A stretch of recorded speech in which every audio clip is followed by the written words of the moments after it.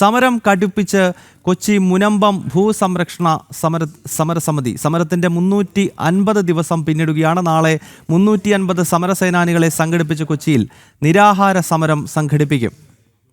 വിവിധ സാമുദായിക നേതാക്കളും സമരത്തിന്റെ ഭാഗമാകും. വിവരങ്ങൾ നിഷ ദിലീപാണ് കൊച്ചിയിൽ നിന്ന് നൽകുന്നത്. നിഷ, ഈ മുനമ്പം ഭൂസമരം കേരളത്തിൽ പല ഭൂസമരങ്ങൾ നടന്ന ഒരു സംസ്ഥാനമാണ് നമ്മുടേത്.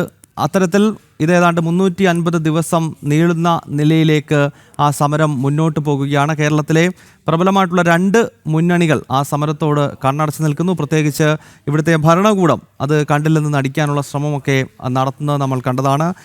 ഇപ്പോൾ ഈ സമരസമിതി എന്തൊക്കെ കാര്യങ്ങളാണ് ആഹ്വാനം ചെയ്യുന്നത് നിഷ?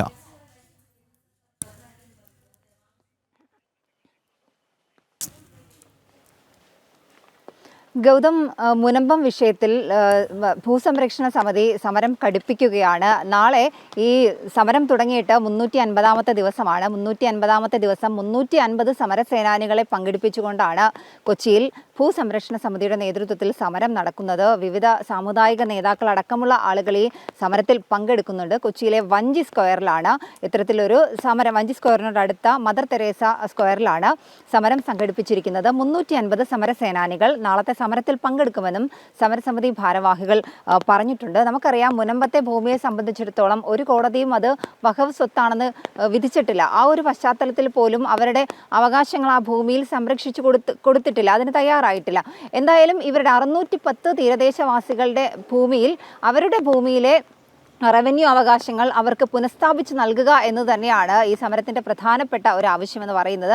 എന്തായാലും ഈ വഖഫ് സ്വത്താണ് എന്ന് പറഞ്ഞ് വഖഫ് രജിസ്റ്ററിൽ ഈ ഭൂമി ഉൾപ്പെടുത്തി, അത് വഖഫ് രജിസ്റ്ററിൽ നിന്ന് ഈ ഭൂമിയുടെ അവകാശം മാറ്റി ഈ തീരദേശവാസികൾക്ക് തന്നെ 610 കുടുംബങ്ങൾക്ക് തന്നെ ഈ ഭൂമിയുടെ അവകാശം പുനഃസ്ഥാപിച്ച് നൽകുക എന്ന് തന്നെയാണ് ഈ സമരത്തിൻ്റെ ഏറ്റവും പ്രധാനപ്പെട്ട ലക്ഷ്യം. മാത്രമല്ല, നടപടികൾ പൂർത്തിയാക്കാതെ സ്ഥലം നിയമവിരുദ്ധമായി വഖഫ് രജിസ്റ്ററിൽ ഉൾപ്പെടുത്തിയത് പിൻവലിക്കണം എന്ന ഒരു കാര്യം സമരസമിതി മുന്നോട്ട് വയ്ക്കുന്നുണ്ട്. ഈ ആവശ്യങ്ങളൊക്കെ ഉന്നയിച്ചുകൊണ്ടാണ് നാളത്തെ സമരം സംഘടിപ്പിക്കുന്നത്. 350-ാം നാളാകുന്നു ഈ സമരം തുടങ്ങിയിട്ട്. നമുക്കറിയാം, പല രാഷ്ട്രീയ കക്ഷികളും അവിടെ സന്ദർശിച്ചു. മുഖ്യമന്ത്രി അടക്കമുള്ള ആളുകൾ ഉറപ്പായും ഇവരുടെ ഭൂമി തിരികെ നൽകുമെന്ന വാഗ്ദാനങ്ങളൊക്കെ നൽകി. പക്ഷേ ഇതുവരെ അതിനൊരു നടപടി ഉണ്ടായിട്ടില്ല.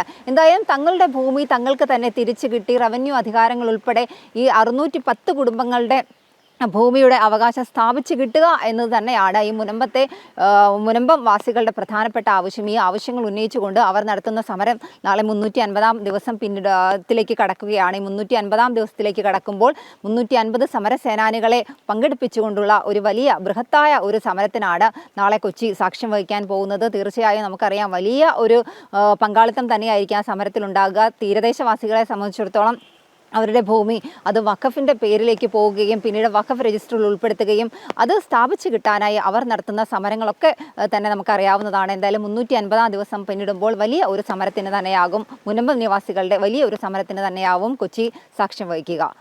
ഗൗതം.